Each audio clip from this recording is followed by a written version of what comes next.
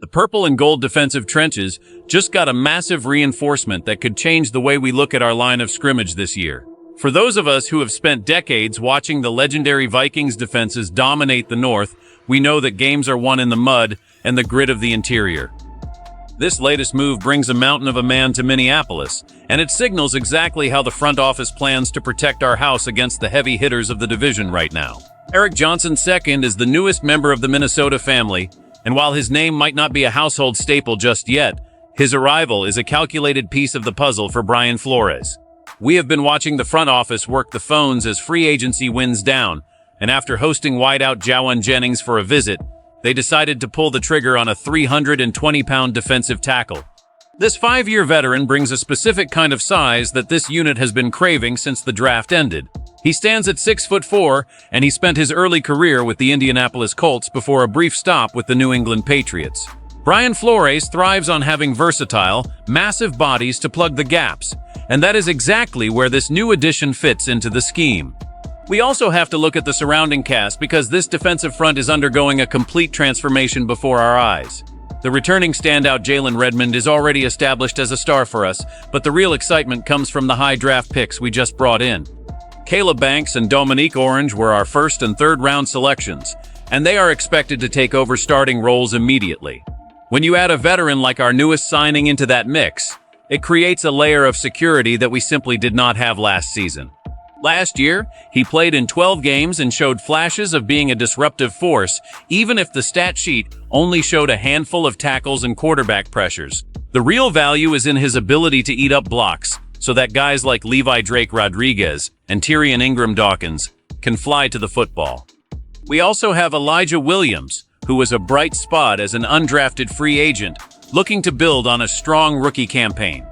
The coaching staff is clearly building a rotation that can withstand the grind of a full season. As we head into rookie minicamps and organized team activities later this month, the competition for those final roster spots is going to be fierce.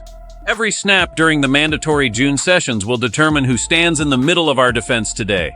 The strategy behind bringing in a veteran interior presence is all about creating a fail-safe for our young core. It is no secret that relying on rookies to anchor a defensive line in the NFC North is a dangerous game, but this young athlete provides the necessary bridge.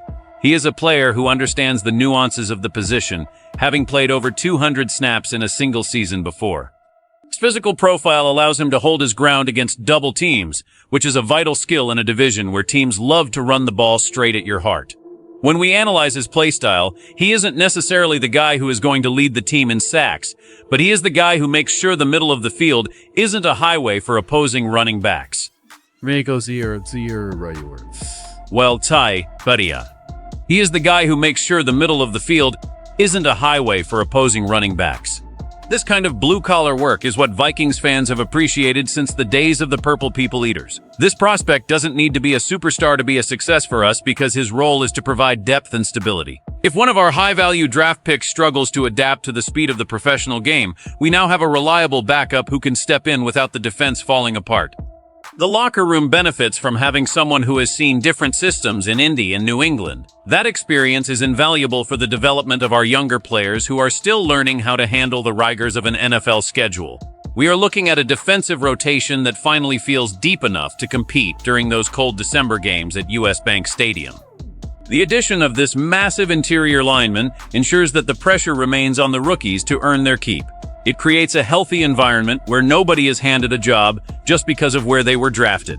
Instead, everyone has to prove they can move the needle and help this team reclaim its identity as a defensive powerhouse.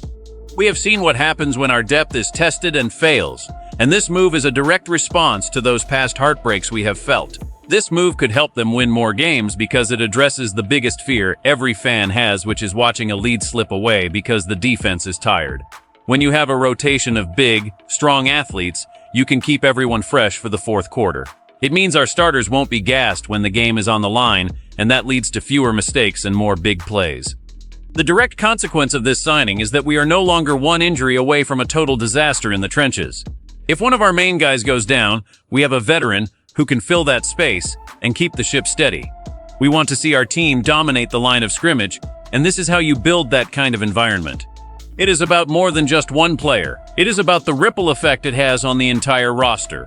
When the defensive line is doing its job, the linebackers can flow to the ball and the secondary doesn't have to cover for 10 seconds at a time. This simplifies the game for everyone on the field. Instead of worrying about complex schemes, our players can just react and play fast.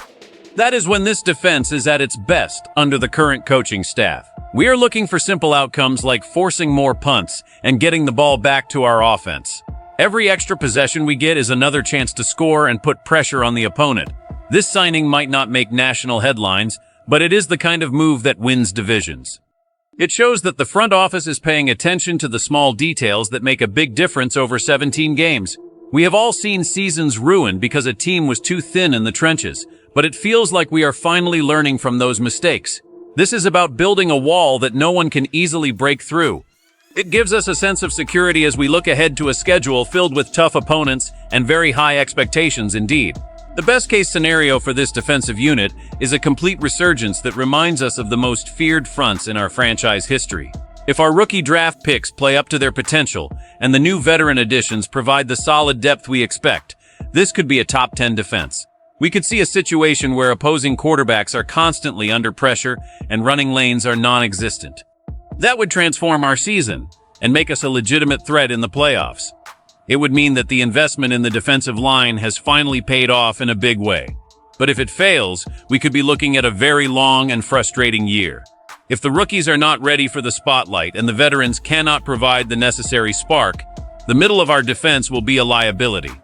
We have seen what happens when our team cannot stop the run, and it is a painful sight for any loyal fan to endure. The tension is high because so much depends on these new faces gelling together quickly. We are counting on the coaching staff to find the right combination of players before the season opener. The stakes are incredibly high because the window to compete is always shorter than we think. If this works, we are going to be celebrating a defensive masterclass every Sunday.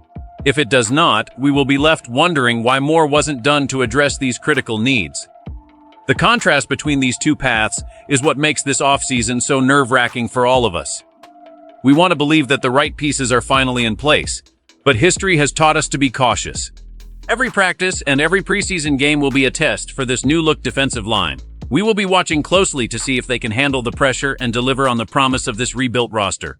The future of our defense is being decided right now in the meeting rooms and on the practice fields. We are all waiting to see which version of this story will be told when the lights come on later this fall. This situation boils down to a gamble on size and experience to protect our future. We have brought in a mountain of a man in Eric Johnson, too, to ensure our defensive line has the depth it needs to survive the NFL gauntlet. It is a clear sign that the Vikings are tired of being pushed around in the trenches. Now we have a mix of high-upside rookies and steady veterans all fighting for a spot on that final roster. The dilemma is whether this combination is enough to elevate us to the top of the division. Be honest with me. Do you think this revamped defensive line has what it takes to stop the best offenses in the league? I want to hear your thoughts in the comments because your passion is what keeps this community strong. If you love the Vikings and want to stay updated on every insider move as it happens, make sure to like this video and subscribe to the channel. Don't forget to turn on those notifications so you never miss a breaking update. We are in this together, and I will be here to guide you through every twist and turn.